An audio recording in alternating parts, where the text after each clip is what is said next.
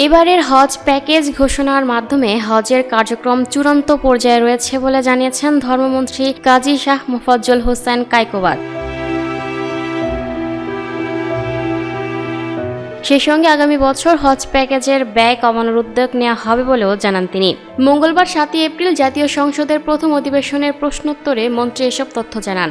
কক্সবাজার 3 আসনের সংসদ সদস্য লুৎফুর রহমান লিখিত প্রশ্ন রেখে বলেন, বর্তমান সরকার পবিত্র হজ পালনে খরচের পরিমাণ কমানোর লক্ষ্যে কোনো উদ্যোগ গ্রহণ করেছে কিনা, করলে তা কি, না করলে পদক্ষেপ গ্রহণ করা হবে কিনা। জবাবে ধর্মমন্ত্রী বলেন, এবারের হজ প্যাকেজ ঘোষণার মাধ্যমে হজের কার্যক্রম চূড়ান্ত পর্যায়ে রয়েছে। প্যাকেজ অনুযায়ী সৌদি আরব ও বাংলাদেশ পর্বের বিভিন্ন খরচ এরই মধ্যে পরিশোধ করা হয়েছে। সৌদি টাইমলাইন অনুযায়ী ভিসা সহ সব কার্যক্রম সম্পন্ন হয়েছে। আগামী 18 এপ্রিল থেকে হজ ফ্লাইট শুরু হবে।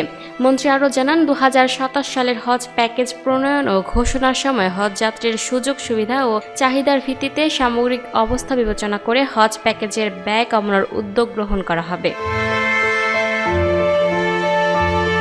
Lucky Akter, up to date news, Dhaka.